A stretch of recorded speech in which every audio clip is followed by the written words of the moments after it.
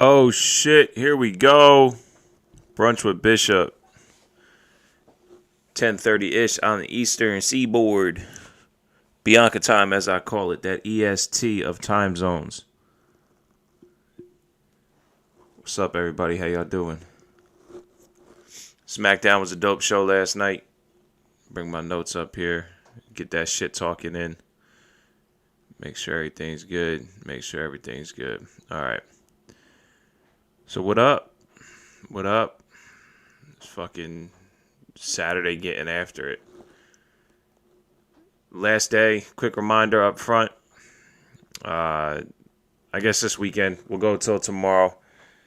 Today and tomorrow, the 24th and 25th of April, twtixpodcast.com/TWTs. Fatal 5-pack. Use promo code 420 to get $20 off the $60 5-pack. Shouts to Justin Time 211 showing up real quick.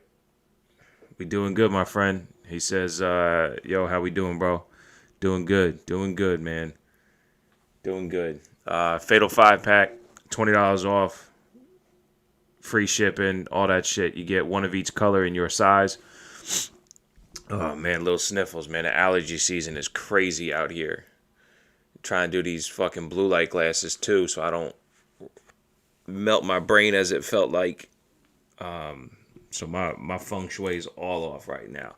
But we just gonna shit talk, have some fun. twtixpodcast.com for all audio platforms. If you're checking out on the video right now, we streaming live every Wednesday night for the Wednesday Night War, every Saturday morning for Brunch with Bishop. Next Wednesday, some programming notes. Next Wednesday, I will be doing the Wednesday Night War. The Wednesday after, not happening. It's the Mrs. birthday on the 5th, which is a Wednesday. We are on vacation, so this will be the last Brunch with Bishop for the next week or so, because next Saturday is when we're on vacation, so fuck all that.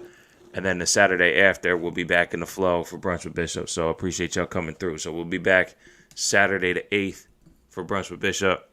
Saturday the 1st of May will not be. Also, the 5th of May will not be a Wednesday Night War. So I'll concede that week.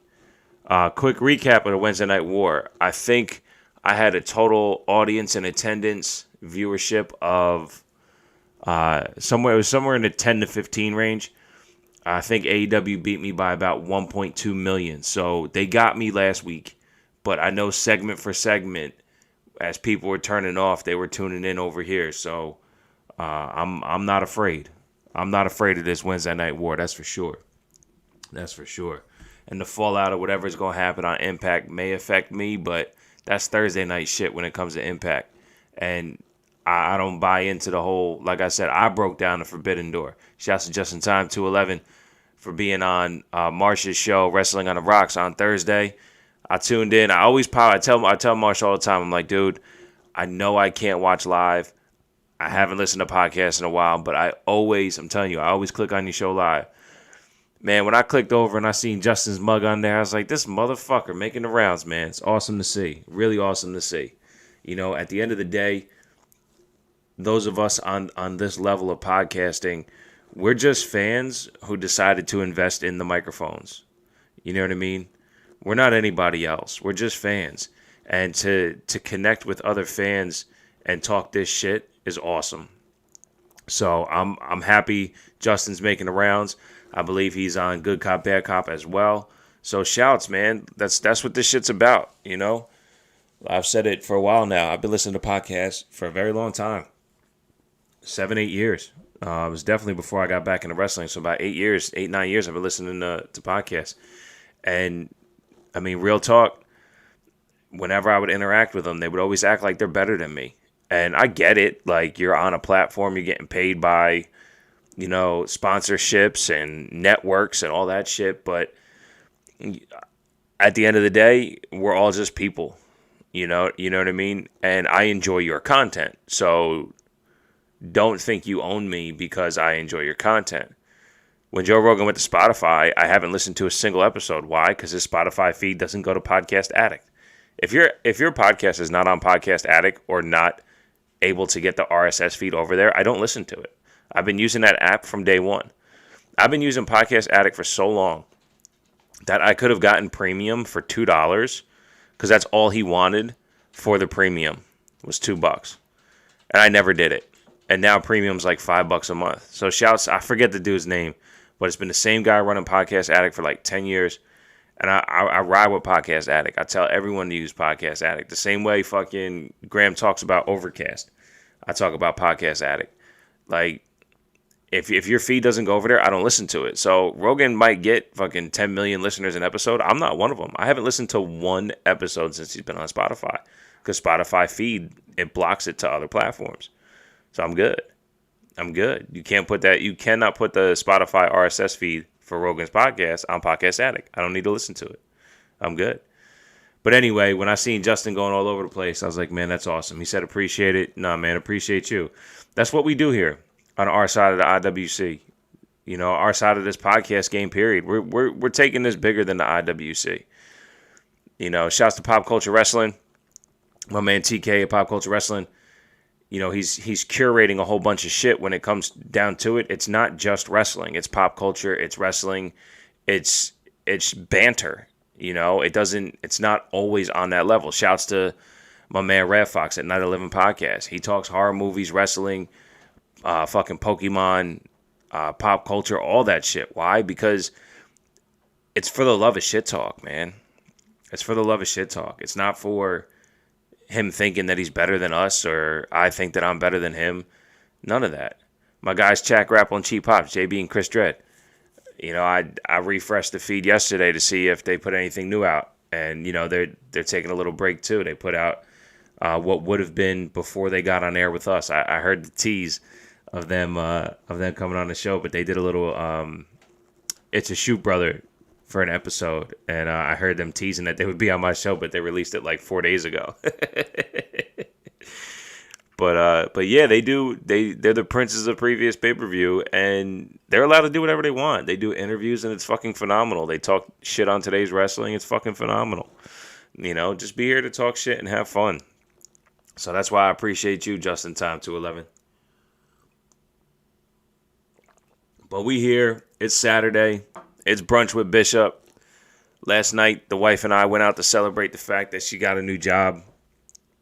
And we partied with some of her old, her now former colleagues. And maybe a little too hard. So we're both struggling this morning. But this is my commitment to myself. That 10:30 every Saturday I try to be here. Like I said, next Saturday, not going to happen. No worries on that. I need a vacation, a real one. Not just a sabbatical from the podcast. So,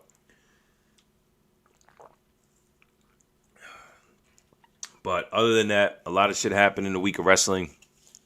The Mickie James trash bag package. I saw her statement today talking about she's not mad at the fact that she posted the photo. She never wanted anyone to lose their job. All this shit.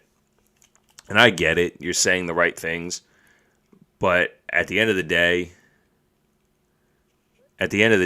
you have to take ownership for who you are. And that's why I leave a lot of my life off of social media. Like, I get it, you know, but the fact that picture went so viral, the fact that, you know, I don't know, man. I get so pissed. Not even pissed. I laugh and turn the shit off.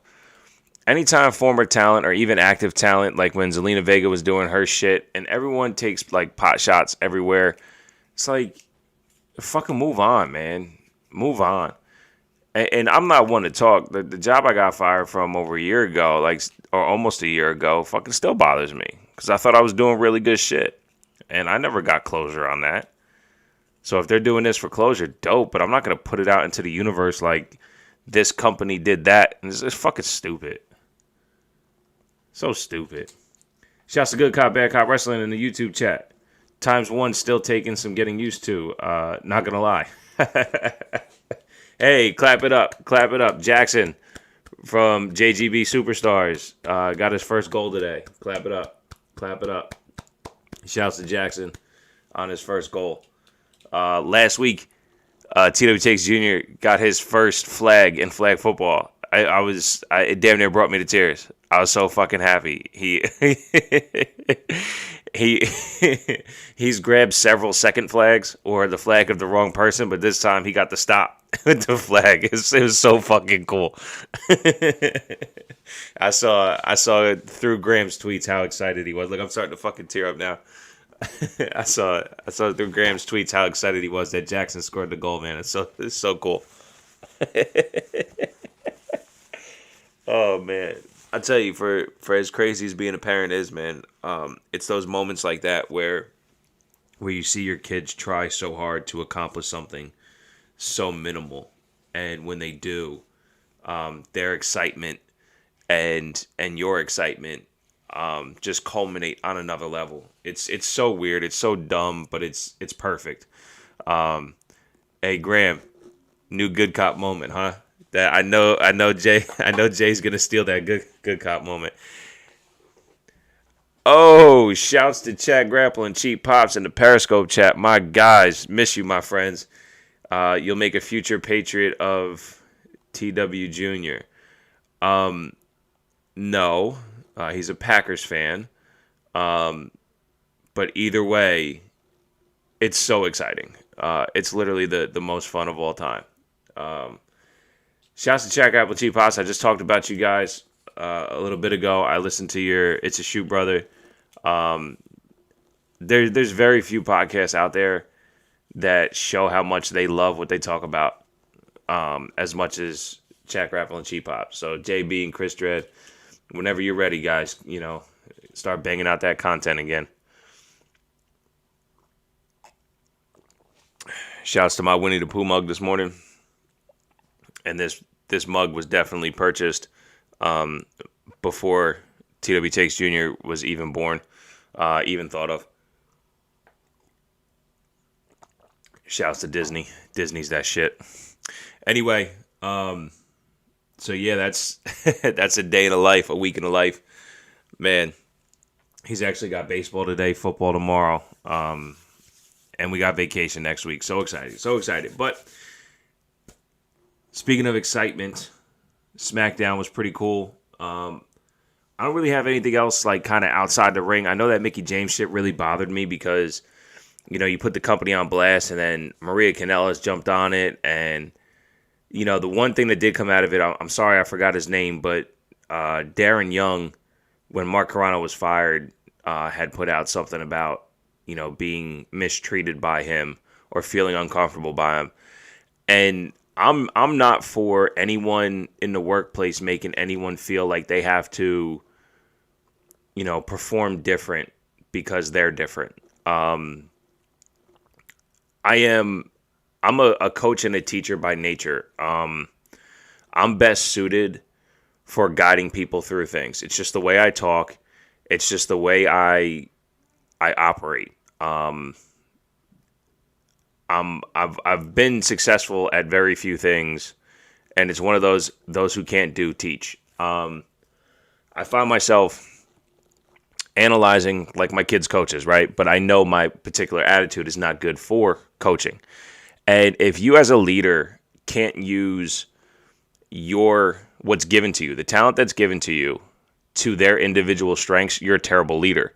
So anyone who walks in your door and you can't use them based on their own individual potentials and you judge them for their individual potentials, you're the asshole. So if that's what happened with Darren Young, I feel bad for him. That's what it seemed like when the stuff I was reading from him. He just never felt comfortable being himself, and that's horrendous. Things should never be that way. I have my own opinions of people that I've worked with in the past, but at the end of the day, there's a common goal at any job, and if you don't find a way to work together on that common goal, and as a leader, if you don't help provide people with the resources and the guidance to achieve that common goal, it's a you problem, not that person working for you problem. So anyway, I think that was the last thing about all that stuff that came out this week that I wanted to touch on. All post Wednesday Night War. I did take a L in the first battle of the Wednesday Night War, but I'm here for the long game, man. I'm here for the long game. Shouts again to Good Cop, Bad Cop in the YouTube chat. Says Disney, WWE, man, corporate TW takes. Yeah, fuck it. Whatever. I still do indie merch for indie podcasts. twtakespodcast.com/TWTs. Bang. Graham does have his. I sent a couple for the kids as well. Get your orders in. 420 code on the 5-pack. The 5-pack's behind me. Bang. Pink, white, red, orange, blue. Fatal 5-pack. $60 normally. Use the promo code 420. Get $20 off.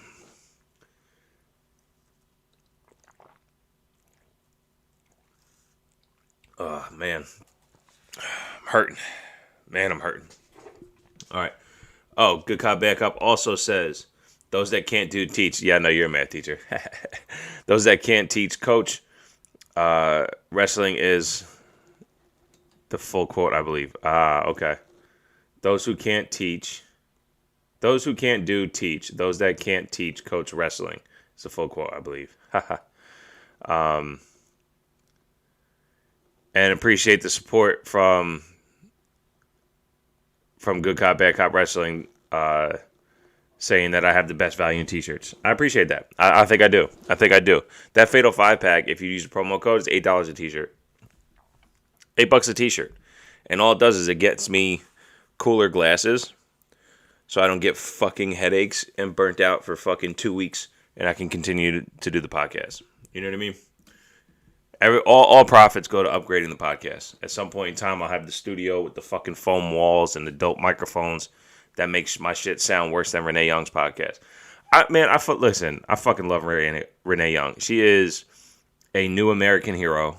Everything she does is so uniquely her, okay? Her fucking podcast is terrible when she does in-person interviews. How the fuck do you not have two $50 mics to just fucking talk shit and have the fucking, Paul White and Christian Cage? Both of them sounded like they were muffled like a motherfucker, and you're in person. Are they, like, speaking into the laptop together? Like, I don't understand. All you need is 2 microphones, and you'll be just fine. It's not that fucking hard. I know I put out, like, maybe 4 podcasts. This is like episode 87. I put out like 4 episodes where I wasn't happy with the audio quality.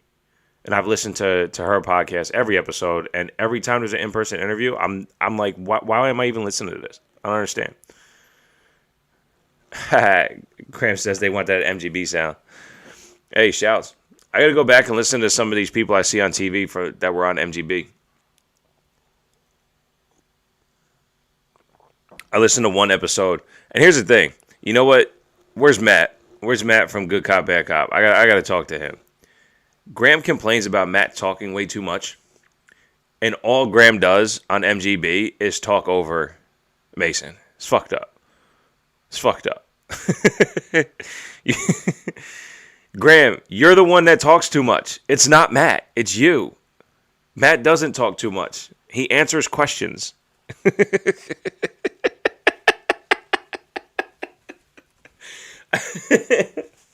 I've been waiting to say that for so long. I keep forgetting to bring it up. It's like fucking.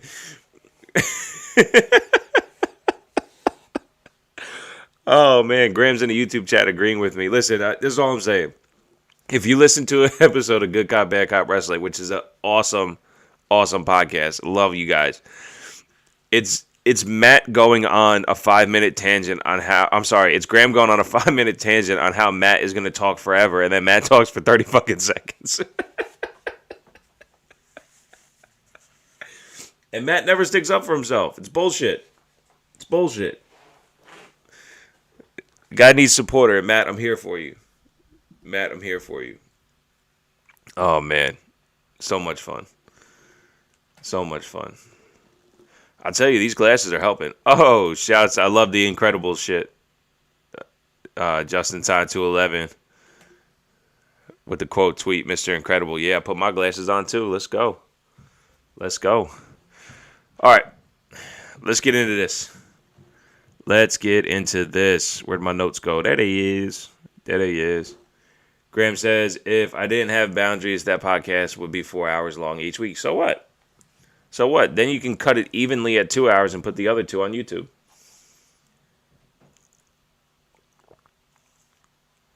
Speaking of YouTube, like, subscribe, rate, review on all platforms that you use, please. Look, the way to get this podcast done and any podcast done is liking and subscribing and subscriptions and all that bullshit. So go to YouTube, go to Twitch, like and subscribe, hit the hearts, hit the subscribe, whatever the fuck it is, the bells, all that shit. Touch all that stuff that you touch for everyone else.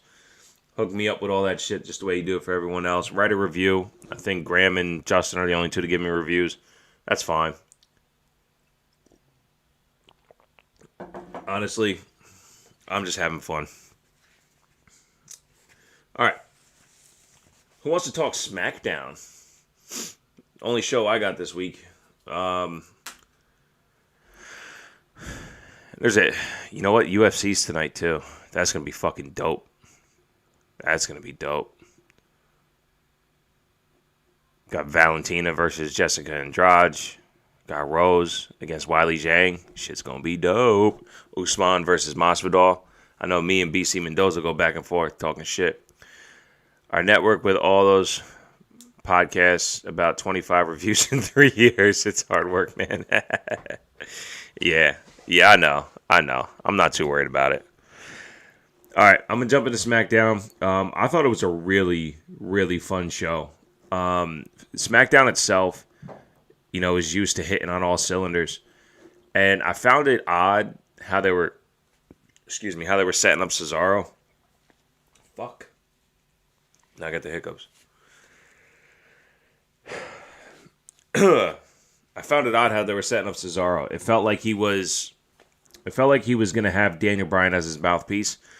And, I mean, that's never a good thing to have just another wrestler be your mouthpiece, right? Having a wrestler be your mouthpiece means that you're not good at talking. You can't sell yourself. You kind of take, 50% of it away? I mean, if you take Paul Heyman away from talking, I mean, that's 80% of him. 20% is his facial expressions and how he reacts for everyone else, And if there's no on-screen time, then Paul Heyman's useless. So if you don't allow Cesaro to get that mic time, we might end up in a spot where we start thinking less of Cesaro because all we do is see him do the same thing in the ring all the time. So by the end of the night, that kind of faded away. But I definitely wanted to get that out there that, it felt really odd because Cesaro started out in the ring. And then, Seth interrupted before it even started. And then Jey Uso came out talking shit. And then Daniel Bryan came out. And then he started talking. I'm like, when is Cesaro going to say something? And then he never said anything. I'm like, what the fuck? But by the end of the show, he got his mic time and all that stuff. But I found it really odd that they were using Daniel Bryan so much. And I guess it just set up for, Daniel Bryan to kind of get his mouth shut by Roman, which seems like that's what's going to happen at Backlash. We'll talk about Backlash in a little bit. Fuck.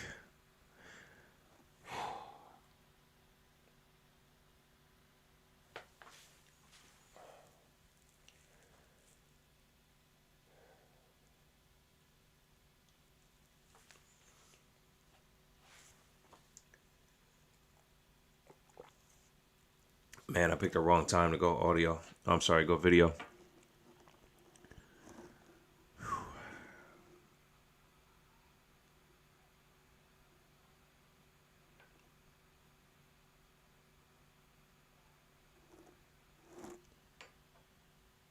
Fucking mouth's not working.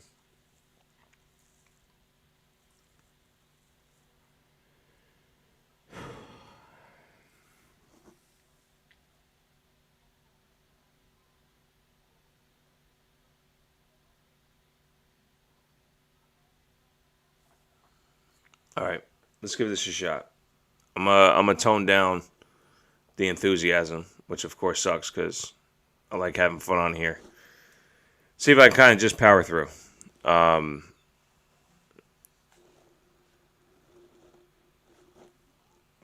opening of the show, having Cesaro in the center of the ring, made him feel important. And to have everyone interrupt him didn't give him the aura that they started with. It made it seem like he wasn't as important as everyone else starting to talk. So it was knocked down a peg for me. And then even later on, when Daniel Bryan was doing all that shit talking after the tag match was over later in the night, again, it felt like Cesaro wasn't as important as even just Daniel Bryan.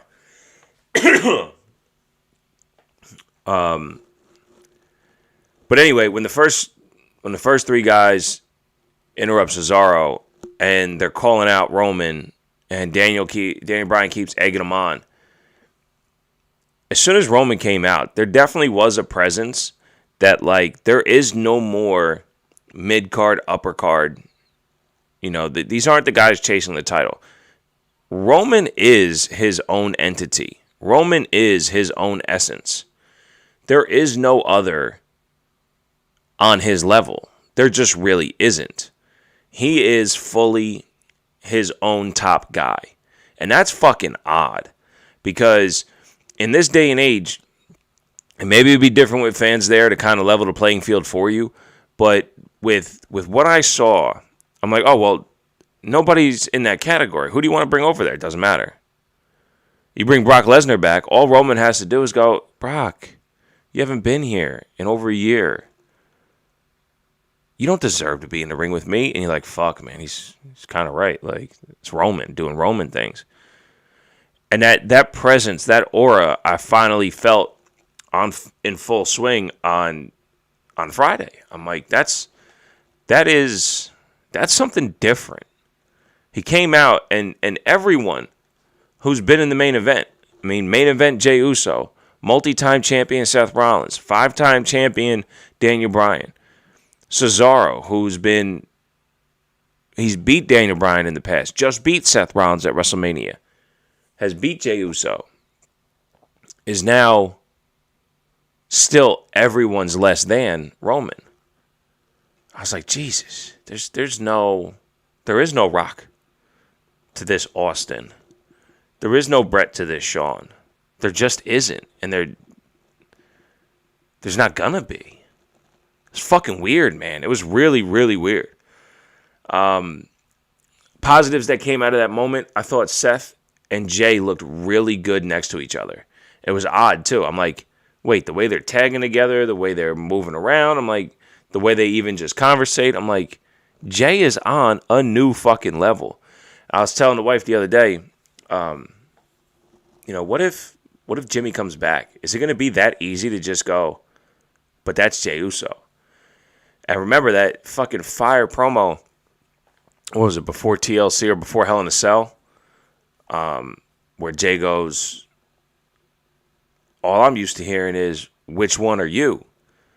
And when he did that, it was like, God damn, you're right. Hair stood up on my arms, getting a little bit of goosebumps thinking about it now. Like, the intensity of that moment of not being recognized for yourself. I think we fully will tell these two twins apart easily, without a shadow of a doubt, when Jimmy comes back. I think that's awesome. That's how elevated he is. And how comfortable he looked next to Seth Rollins. He didn't look out of place, because you know how it used to be, even just a couple years ago. You break up a tag team and you put them next to a main eventer, it's a big difference. Well, nah, Jay is main event. So shouts to main event Jey Uso. He's doing a phenomenal job. We came out of commercial break and they had the tag match going already. It was Seth Rollins and Jey Uso versus Daniel Bryan and Cesaro. It was a really awesome TV match. And I had two takeaways from this match. Number one, and shouts to my man TK at Pop Culture Wrestling. Cesaro should be doing a spine buster to set up the swing. My man TK loves the spine buster so much. I need his feedback on this. If Cesaro does the spine buster, the way he looks, his athleticism, all that shit, to set up the swing, he will never have a problem getting somebody into the swing. The problem will now be getting making sure that you don't get hit with the spine buster. You know what I mean? So I'm curious. I saw the way he kept, because I don't really like the spot when he grabs people by the ankles or he does the quote double leg takedown, because it's not a real double leg. Just flipping somebody off their feet. It's not that believable. I would like to see. Yeah, I would like to see that. I would like to see Cesaro start implementing a spine buster to get into it, because when he gets somebody laying down and he's grabbing them by their ankles and they're scooting back to the ropes, it doesn't look good to me. It doesn't look good to me. And I'm curious if he can set that up with a spine buster to incapacitate them and then put them in the swing right away. I think would be a really cool look. After the match, Daniel Bryan took the mic, and again, it really felt like he was being Cesaro's hype man, and he was counting the swings for Jay and all this shit. And what was it? Cesaro hit a couple uppercuts or whatever it was. He was beating down Jay a little bit with Daniel Bryan on the mic, and then Daniel Bryan told him to go swing again. And I'm like, even the look that Cesaro first gave Daniel Bryan, I'm like, yeah, Cesaro should really beat the shit out of Daniel Bryan for talking shit. Like, I don't work for you. I'm not your muscle. It felt odd that he would be the one making Daniel Bryan would making Cesaro do some shit. So I don't know if I really like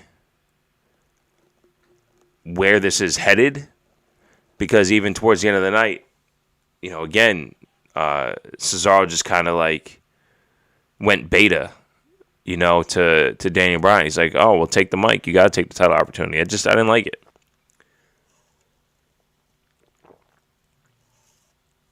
After that, we had Tamina versus Nya, and they did a good job selling the fact that the fans were really behind Tamina. They did a good job showing us like kind of how important this match was, because Natty and Shayna had gone after it a week ago. They reintroduced Reginald, and the match sucked balls. I was trying, and you have this opportunity. They gave them time. It wasn't a lot, but they had, a good 5 minutes to really go through everything. It wasn't a minute and a half match. And the spatial awareness, the in-ring work, the falling down, the calling spots, it was just so fucking sloppy. The only positive takeaway I have is the breakup story is now continuing between Shayna and Nia. It started out, and again, with the shitty camera work, fucking Nia stopped still, and Shayna ran into the back of her. Fucked up. And then Nia reintroduced Reginald, and Shayna was pissed about it. Then Nia's having her match, and Shayna got hit from behind while the match was happening, and Nia ended up losing because of a distraction. So I tell you, I am one for telling us the story to get there, for sure. Rip the fucking Band-Aid off. Pull the ripcord. Land the fucking plane. Whatever analogy you want to use. Fucking get this shit over with and move on. Put the tag titles on Natty and Tamina so they can fucking wrestle often. Break up Shayna and Nia and give us a secondary feud between the two women. Have that run for 2 or 3 pay-per-views. And be done with it. Fucking move on. Something needs to change. Absolutely something needs to change. KO and Apollo had a good match. I thought, again, it was another just really awesome TV match. I mean, Smackdown and NXT really have been killing the TV match lately. Everything Jay does on SmackDown is a great TV match. Everything KO does on SmackDown is a great TV match. Dexter Lumis and NXT has been killing the TV match. They really, really been good. Sheamus over on Raw has been killing the TV match, but SmackDown front to back just usually puts on really good TV matches. I mean, Dominic and Rey Mysterio versus Otis and Gable was a really good TV match too. We'll talk about that in a second. I thought I just checked my notes, made me laugh again.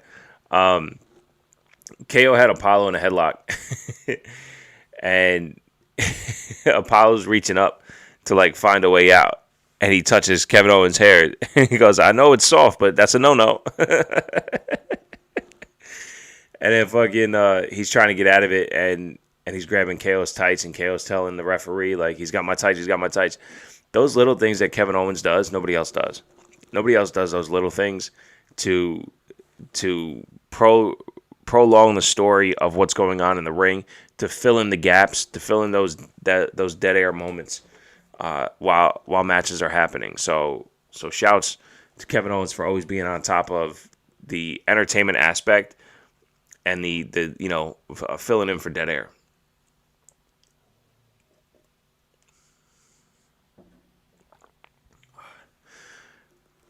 I saw a tweet before SmackDown last night where fucking Bayley said she had a match with Bianca at WrestleMania Backlash, and I forgot the term she used.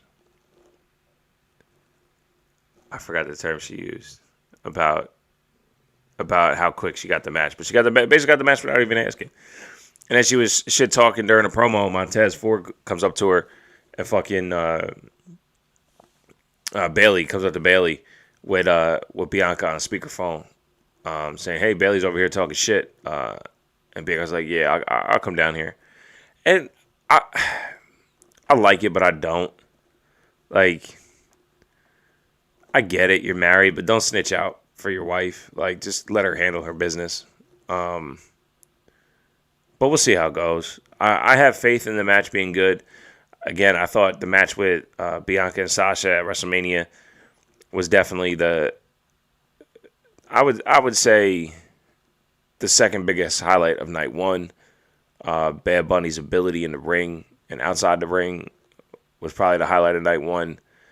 But that was Bianca Sasha was the best match on night one, and they rose above my expectations, especially the back third of that match. And I think her and Bayley did really good work pre-Royal Rumble, so we'll see how this goes.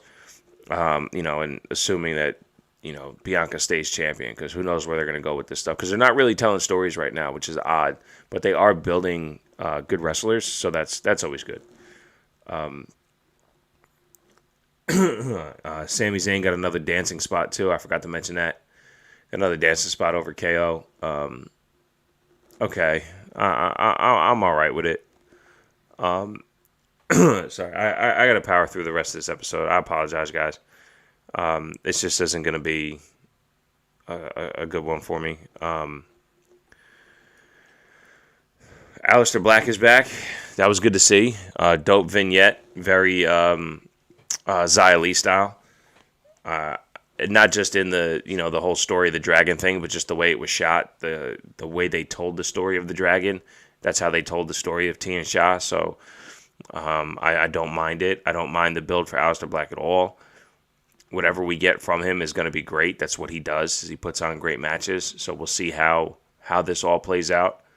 If I saw somebody say something about Aleister Black and Nakamura. I don't know if that was a personal thing that they were hoping for, or if they had mentioned that. If they did, I missed it.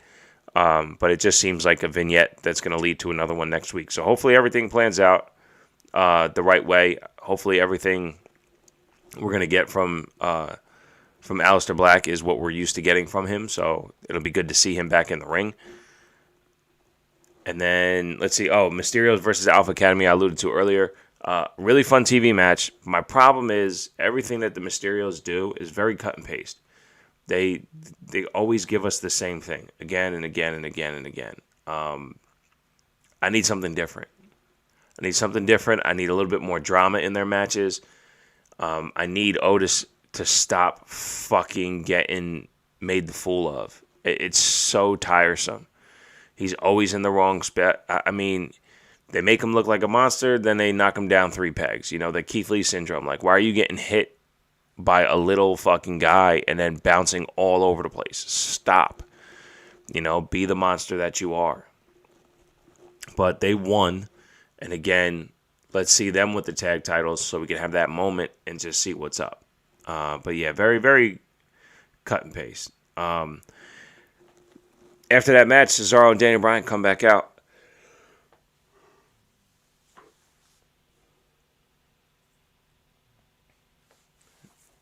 Excuse me again.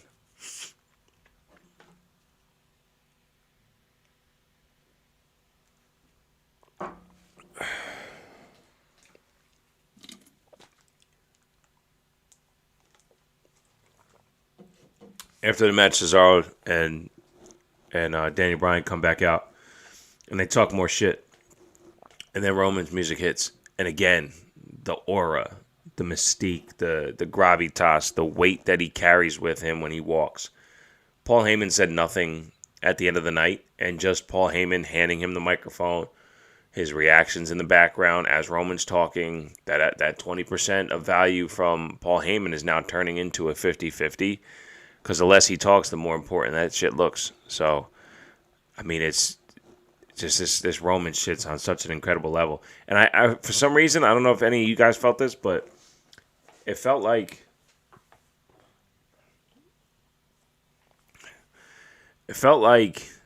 either Cesaro or Daniel Bryan was going to walk on the other side.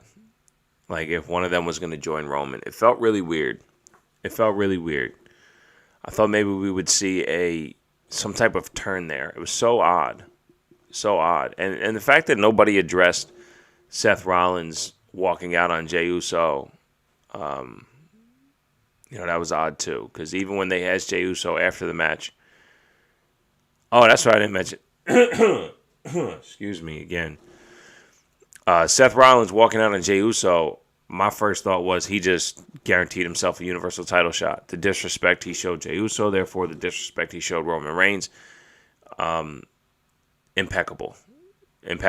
It's just like, that's a perfect way to earn a title shot. I know he didn't do it on purpose, but it's a perfect way to get that title match started, because you have the disrespect right there, and Roman doesn't put up with that shit.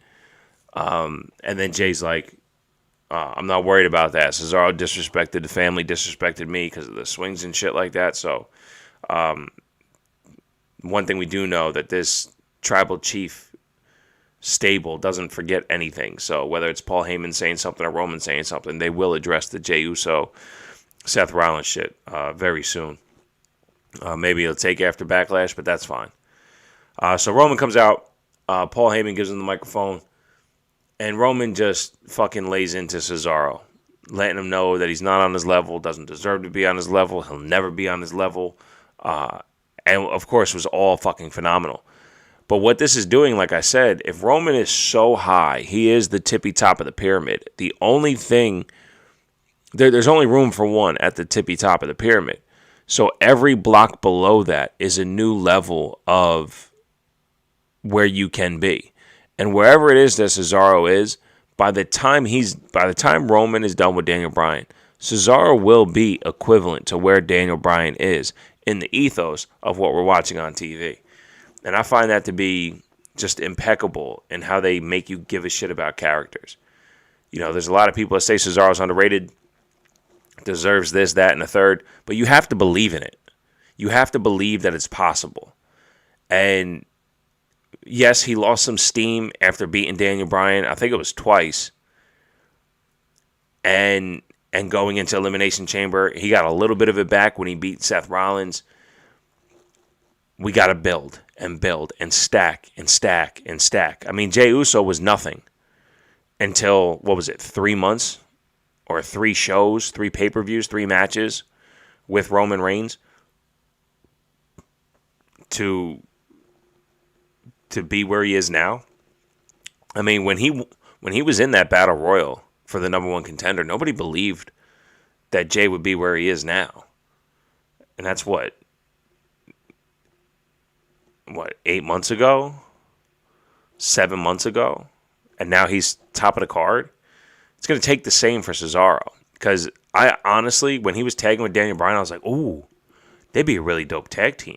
Like, they'd be a really good tag team champions. And I'm like, nope, there's that Cesaro syndrome. It does nothing for Cesaro except just be another tag team champion.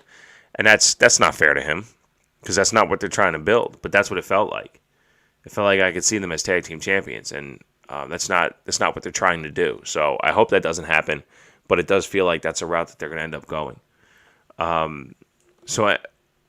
Anyway, he as Cesaro is just taking the verbal ass whooping. Roman turns to Daniel Bryan and was like, but you get one more title shot. And I was like, God damn it. More perfect storytelling. He's trying to pit Cesaro and Daniel Bryan against each other because Daniel Bryan has been supporting Cesaro from the beginning. It's like he deserves more, this, that, all that shit because they know each other forever. Cesaro deserves it. And now you're going to take Cesaro's title shot away from him? It's kind of fucked up. So I'd love for them to kind of interject that a little bit more. But Cesaro, again, he just handed his microphone over to Daniel Bryan. He's like, here, no, you have to take it. You have to take the title shot. And I'm like, well, that's why you're not a top guy. It's because in the presentation, you're not even pissed off that you're not getting yours. Daniel Bryan's had his time. Commentary said he's a 5-time champion. 5-time champion. You know how many titles Cesaro has? As many as me. As many as me. He has not won the world title once. He has not won the universal title once. He's got as many heavyweight titles as I do. And when you give up an opportunity to someone who's had many, especially what did Edge say? He lost 3 times. You know what I'm saying? So continuing to lose and getting opportunities is exactly the antithesis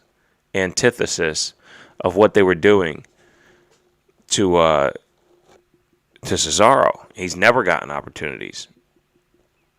And he's been winning matches. So how do we get Cesaro to that level? Do it through Daniel Bryan. Raise Cesaro while Daniel Bryan is being built. Or, going against Roman. Yeah, I could see that.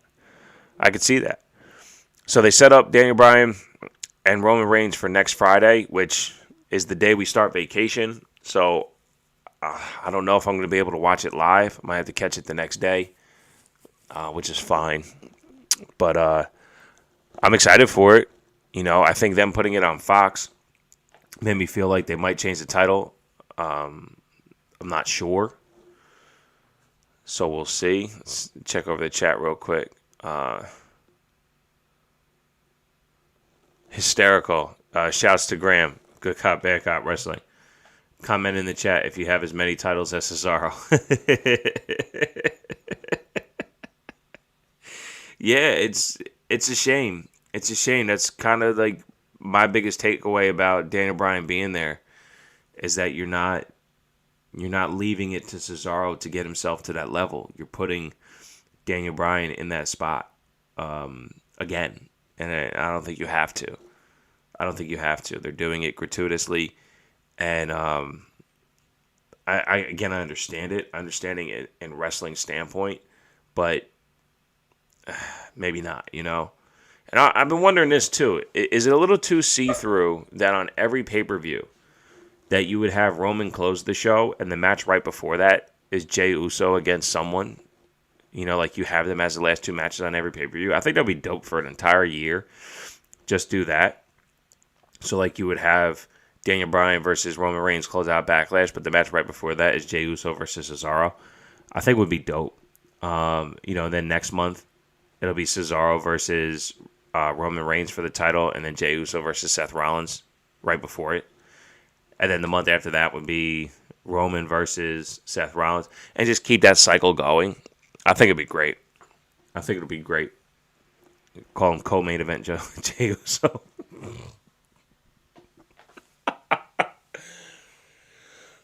Sometimes you gotta laugh at yourself. All right. So yeah, that's my thoughts. I know there were some rumors out there about. I guess not rumors. Justin and I talked about it on the Wednesday Night Wars. How Reckoning was transferred over to SmackDown. How Shane Thorne, Slapjack was transferred over to SmackDown. I didn't see either one of them. Also, full disclosure, I watched SmackDown this morning on the Fox Now app. I don't know if they cut anything out. If they did, my bad for not covering it. I want to thank Justin for getting in the chat. Justin Time 211 on YouTube. Appreciate you being in there. At Justin Time 211 on Twitter. He has been the Twitter co-host from day one. He has been co-hosting podcasts since our NXT Stand and Deliver preview show. He was on this last Thursday's Wrestling on the Rocks. Shout out to Marsh from Wrestling on the Rocks. Created my new watch windows. Much appreciated it. He's just so dope. Marsh hooked me up with Wednesday Night Wars watch window, Brunch with Bishop watch window, and for that I gave him an exclusive promo code to use on his show. So tune in to Wrestling on the Rocks to get a promo code to twtakes.com/TWTs. Today and tomorrow, the last 2 days to use the twtakes.com/TWTs Fatal 5-pack. $20 off with the promo code 420. The promo code box is underneath the pay option, so do not pay without hitting the promo code. I tried to get the promo code spot moved up. It won't move up. I don't know what to do. I contacted them. They said it's just how it is. So it's algorithm shit. It is what it is. If you want to use the promo code, just look for it. It'll be there. I'll be coming out with more promo codes. I got to talk to other people about getting on their podcast with some promo codes. I'm just looking to have fun, man. Please order some t-shirts. Help the podcast grow. The profit margin is very thin. With the promo codes, there is no profit margin. Straight up, I'm basically giving them away for cost, if not less. I take a loss on every package that gets sent out anyway because I give more shirts than you guys actually order. So check that shit out. I'm just having fun. Just having fun, man. This is all building to hopefully be able to do this as often as possible without melting my brain, rocking the blue light glasses so I don't get headaches. I'll try not to drink as much as I did last night to feel like shit today. Oh, shit. Thank you. Thank you, Graham. Was it 2 hours long? Simple Math, surely. No, it wasn't. But it was because of commercials. It's not Simple Math because there wasn't as many commercials as there would have been because there were fucking, what you call it? There were smaller whatevers. I don't know. There were smaller commercials. And then there was also, that's what I meant. There was also We'll Be Right Backs that came right back without having commercials in there. So it wasn't completely like that. Fucking math guy. Will that code be on his episode 1? Yes, Graham. It will be on his episode 1. Start with the last one. Graham, thank you for saying I'm the best. Justin said, you the man. I'm pretty sure he's talking to Graham there. Wink, wink. Oh, there it is. The reverse camera here. I can't wink with the right eye. No, man, I appreciate you guys. Shit, we're the three amigos. You know what I'm saying? With these hats. You guys have been supporting me from the beginning. I can't thank you guys enough for that. Fucking Graham and his math. Doing more shit in the chat with his math. I'm going to rip the audio on this. I don't know if I'm going to be able to post it before baseball today. We'll see how it goes. But thank you guys for coming through. TWTakesPodcast.com for all platforms. TWTakesPodcast.com/TWTs for the dope shirts behind you. TWTakesPodcast.com/international for the Teespring site, which has the WCW logo on premium merch. Shit. I can't fucking... There it is. There it is. That dope-ass logo right there is on merch. I got these pins made up. Bang. I got to post these on the website. I got some other shit that I got to post as well. Check this shit out. Bang. Coasters, motherfucker. Got to post those as well. Awesome. All right, guys. Thank you for coming to hang out. Brunch with Bishop. Basically, episode 1 with Pop Culture Wrestling for Brunch with Bishop. Next week, there is no Brunch with Bishop. Next week, there will be a Wednesday Night War. There will be no Wednesday Night War the following week. So I'll catch y'all Wednesday. It is Turbo Wrestling Takes Podcast going up against AEW Dynamite one-on-one. I lost last week by about 1.2 million. My goal is to close that gap every week. Let's see what we can do. All right. Thank y'all. Until next time.